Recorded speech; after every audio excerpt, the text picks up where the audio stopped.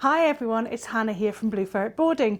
So I want to talk at the minute about what we call the Vulcan Death Grip or the Death Grip. It's not a death grip. The idea is that it's a way of holding a ferret safely so that they can't bite you. So you can see we've got little squiggly pants here, which is good.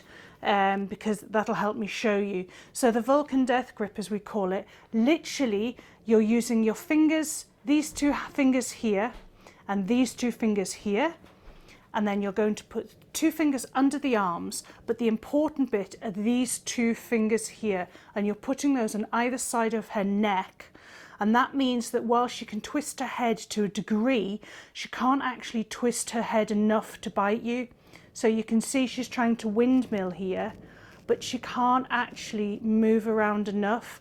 And it's not a nice grip. I mean, she's fine with it, but if I had a very bitey ferret, I'd probably be gripping harder to make sure that the ferret didn't bite me. And by gripping harder, it means that they really can't turn their head. But because she's just windmilling because she wants to be free and play, it's not the end of the world.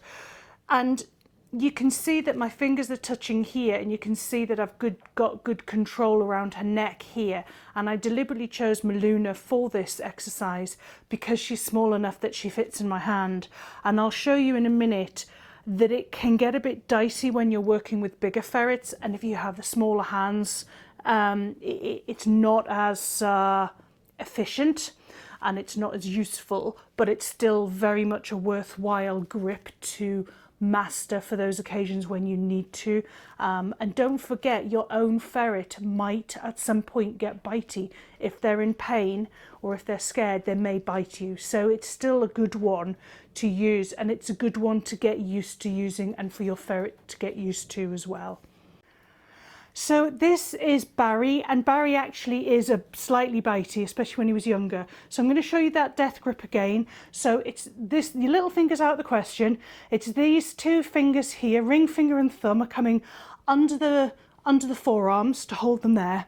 And then your index finger and your middle finger are going around the neck, but you can see straight away that my fingers don't, well, they just about meet actually, but you can see on the whole I don't have quite as much control over him. So I am able to hold him still, but if he were to really squiggle, my fingers aren't touching.